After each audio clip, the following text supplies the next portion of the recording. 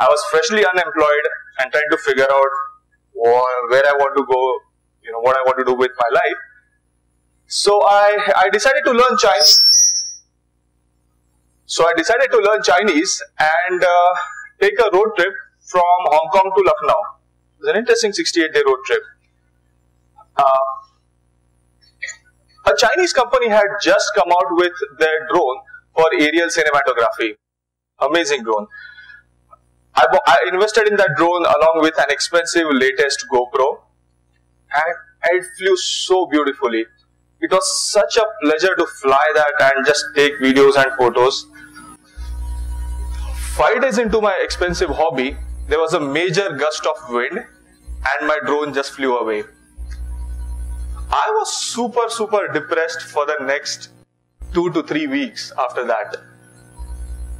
Primarily because, number one, I didn't understand how to operate the drones very well, and it was one of the first prototypes of the drone company.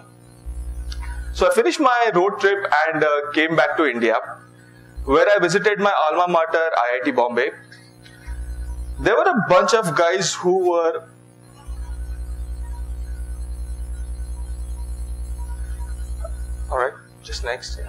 So there were a bunch of guys who were working on a drone that they had built for a competition. I was amazed to see that. I mean, I just bought it and these guys are building it back home. And I was really happy to see that. They were flying on the grounds of IIT Bombay, and some time into the flight, the drone crashed. I could see the same dejection and despair on their face that I experienced when I had lost my own drone.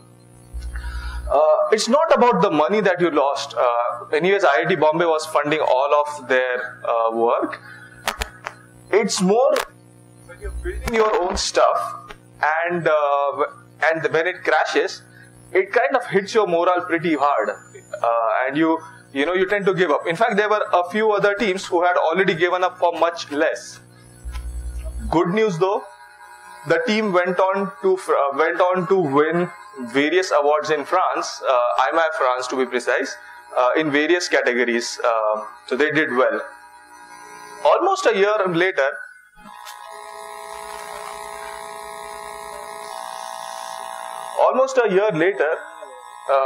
I joined hands with them and started the company Drone Aviation, where we had very clearly defined the roles for each other. They were to do all the job, and I was to take all the credit for it. Very simple. Only problem, we did not know what problem to target and solve using drones for the business. So we decided to talk to the industry, people from the industry, on how to go about this. We decided to talk to people from the industry on what possible solutions there can be, and they came up with some fantastic ideas. Unfortunately though, we understood drones way too well enough to realize the technical hurdles in that process and the business viability or unviability of the idea that they were proposing. At that point of time, we had one out of two choices to make.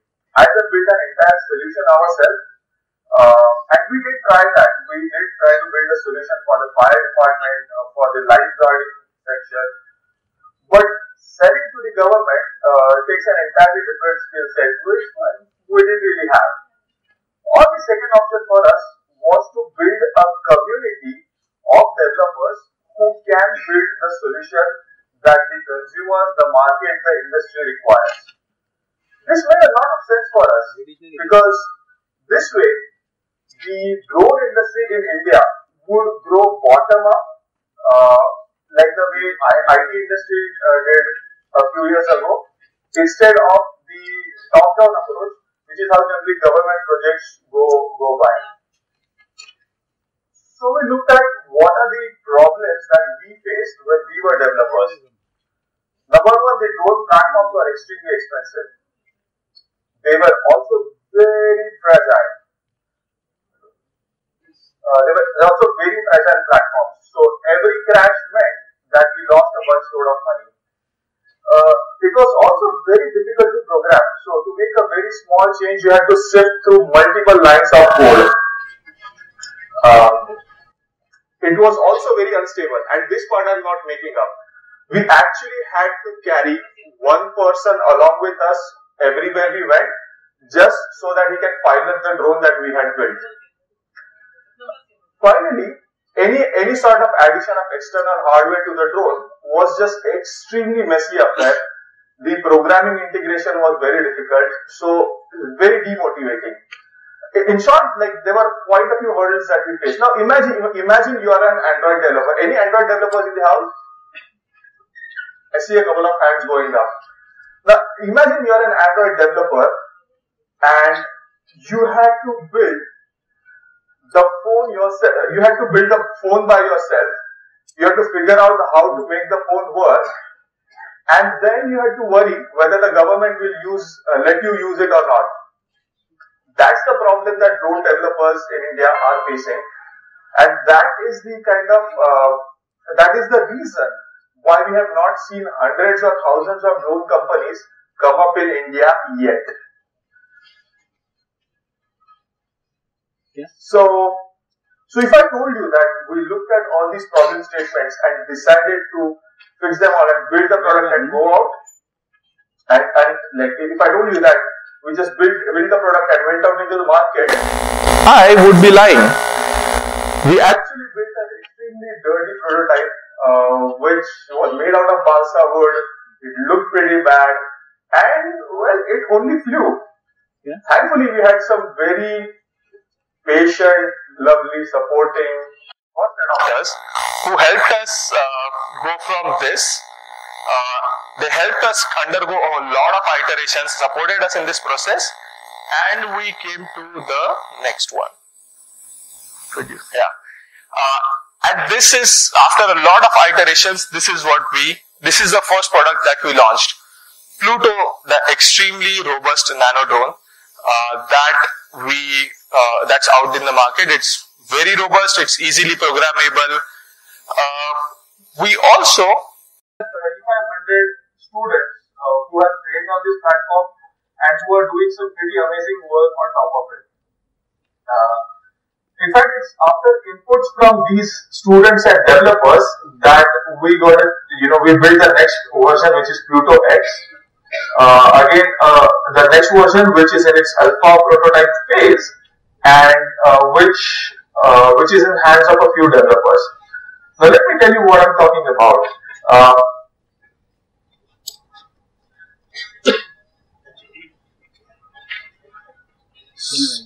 So this is the drone that we built.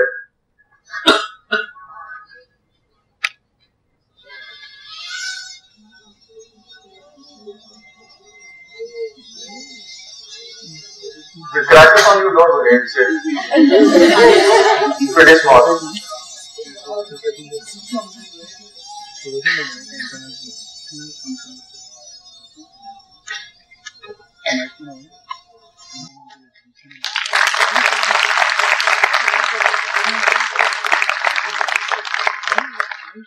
Now the Pluto drone is just a platform. It is the developers and their ideas that bring the magic, or that bring the wonders that we are looking to build in the drone industry. We gave our Pluto in hands of a few developers, and they came up with some pretty amazing ideas. So one of them wanted to have it be ready for deployment right away. So his thought was, what if I was running somewhere and I had to quickly deploy it? What do I do? So the idea was, you should just throw it and it should start flying. And that's what it did. He just programmed a few lines of code and made sure that start flying like this. There's another guy who was like, hey, I don't really want to keep giving in inputs to the drone all the time.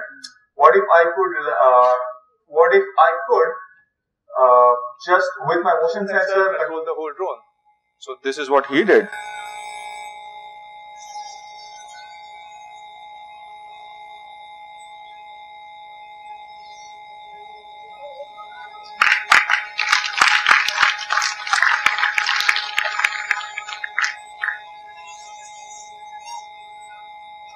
Then there was one more guy who was a Star Wars fan. He was, and he was like, "Can you feel the Force?" I had no idea what he was talking about. But then I saw what he was trying to do.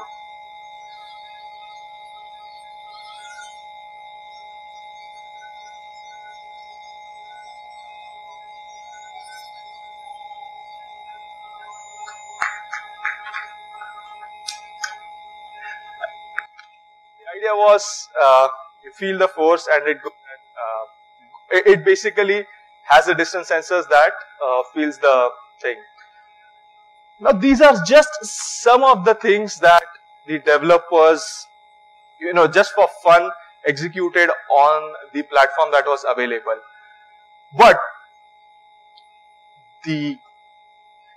you could find a whole bunch of actual use cases in real life going down the line for these funny, quirky applications that they built on top of this. Imagine you're a soldier in an urban battle zone. You wouldn't want to sit down, figure out how to start it and, go into the battlefield. You would rather just want to throw the drone in the air and see what it gives you. If you are working in closed spaces, you want your distance and obstacle sensors to figure out how to go about in that space. And for the Star Wars thing, so that's for the Star Wars thing. In case of the magnetometer lock, imagine you're a wearables company that wants to integrate drones into your use cases. This is another application that you could go ahead with. And that's how people are using our drones. That's how developers are implementing their ideas on the drones. If I can go back to the phone analogy, we had phones that were sold as feature phones back in the day. But when iOS and Android came in, they changed the entire game altogether. The power shifted from the manufacturer to the developer, and hardware just became a mode of executing that. That's how we are going to see it in the drone space. People who are now selling these features as cool drone features, the drone developers are going to change the game and make it more application, give the power to developers more than the platform itself. In fact, we have seen a lot of interest from the industry also in this case. There's a famous chain of restaurants that sells some very delicious fried chicken. They are working with us. They actually designed a whole new drone. They use our base platform of the PCB and the motors, and they've created a whole new drone for themselves. You can go check out on kfodrone.com and you'll find more. We also have a professor who's working on a scout drone for soldiers who go out in urban battlefields. Imagine a 26/11 happening again, and you don't want your soldiers to go into those closed spaces blindly. You want them to have more intelligence before they storm into a room. Another professor is also working on a warehousing solution, integrating the drone into their present warehousing solutions, wherein some of the tasks which are taking 7 hours of time can be reduced to half an hour of time, bringing in a lot more efficiency in that process. In fact, we also have IIT Bombay, who is who's launched a drone competition pan-India. In fact, we recently held a hackathon with the Pluto X that's come out, and we just gave it to people to experiment, and this is what one person came out with. Could you play this? So, I don't know if you can see it in horizontal, but they basically broke apart the Pluto drone, integrated it with wheels, and built a hybrid vehicle. A vehicle that can drive on land and can take up in air at the choice of the driver. It's again a prototype, but it actually brings out the idea of flying cars, which are again hybrid. I don't know, amphibious is probably not the right word, but something that can go on ground as well as fly in the sky. So these are some of the applications that people are bringing out onto, onto the platform. We strongly believe in the hole in the wall experiment, if you're familiar with it. Yeah. If you can empower the developers with the right set of tools, they can bring out amazing ideas, amazing applications. In fact, it is these developers that are going to create the entire drone industry in India. It is these developers who are going to bring jobs in India for drones. And it is these developers that are going to make sure that India is competitive in the drone industry and not a follower of the technology as it has been in other domains. Thank you.